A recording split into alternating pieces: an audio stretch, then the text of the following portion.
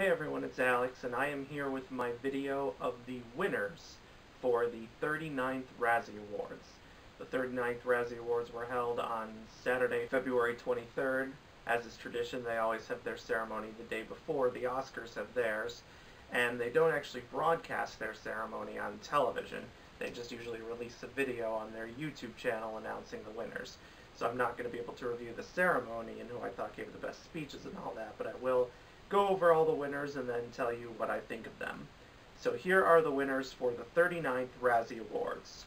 Worst Prequel, Remake, Ripoff, or Sequel, Holmes and Watson. Worst Screenplay, Niall Leonard, 50 Shades Freed. Worst Screen Combo, Donald Trump and his self-perpetuating pettiness, Death of a Nation and Fahrenheit 11/9. Worst Supporting Actor, John C. Reilly, Holmes and Watson. Worst Supporting Actress, Kellyanne Conway, Fahrenheit 11/9. Worst Actor, Donald Trump, Death of a Nation and Fahrenheit 11/9. Worst Actress, Melissa McCarthy, The Happy Time Murders and Life of the Party. Worst Director, Ethan Coen, Holmes and Watson. Worst Picture, Holmes and Watson. Will Ferrell, Adam McKay, Jimmy Miller, and Clayton Townsend producers. The Razzie Redeemer Award, Melissa McCarthy, from multi-time Razzie nominee to Oscar nominee for Can You Ever Forgive Me?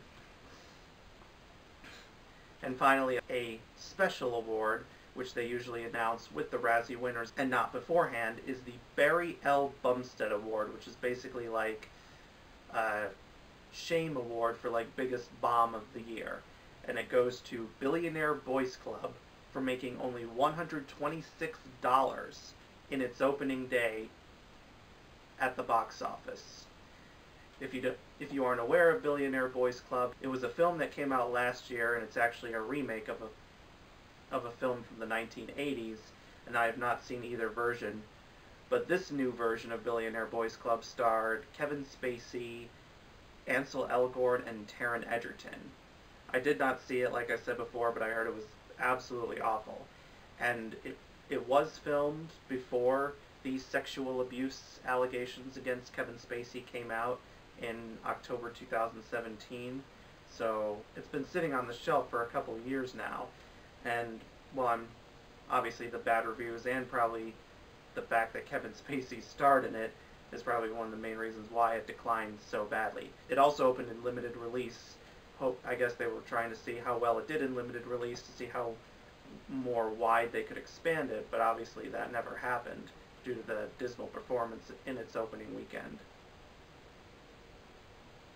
As for what I think of the winners, worst prequel, remake, ripoff, or sequel, I'm very glad Holmes and Watson won this, because this was easily the worst of these nominees.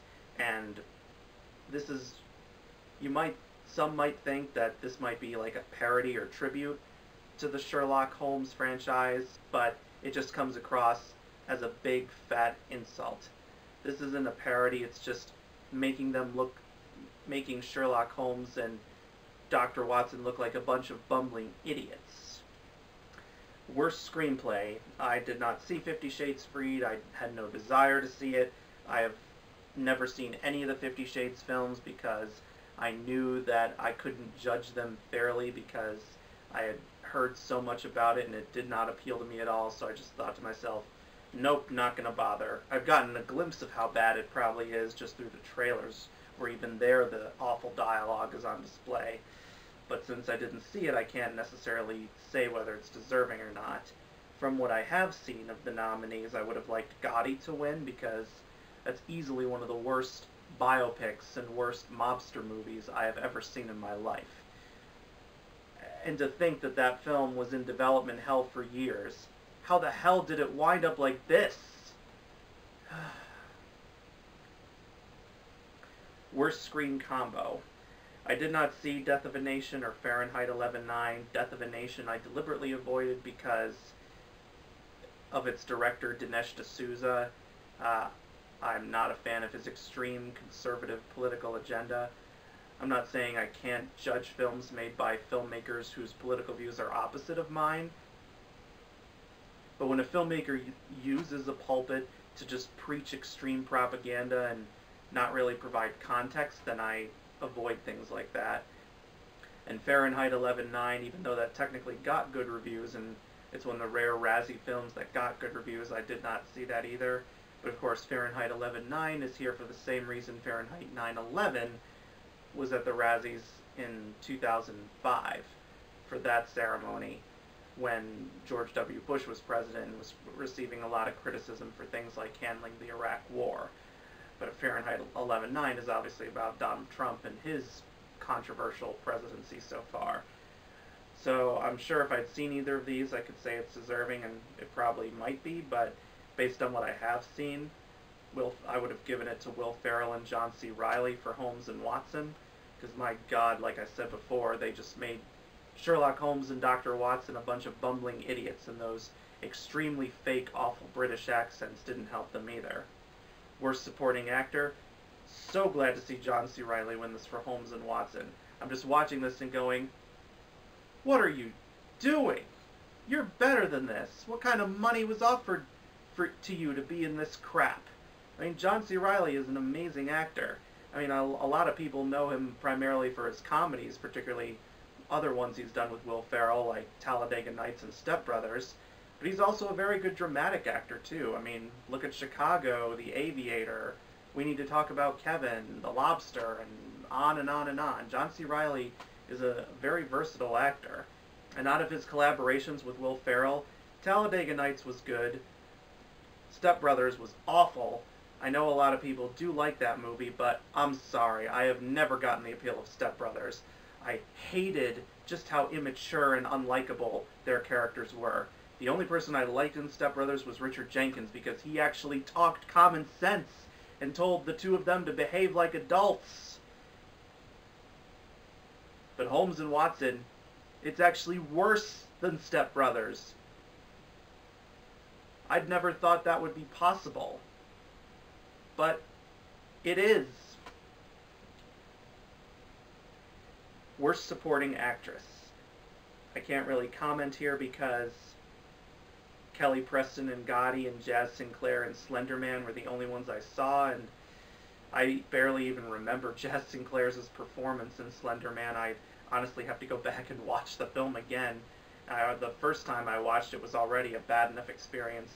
And Kelly Preston, yeah, and Gotti, I mean, she was pretty much just the thankless mobster wife role. I mean, and I'm guessing primarily the reason she was cast here is because of the fact that she's married to John Travolta in real life. So they thought, hey, let's put the two of you together.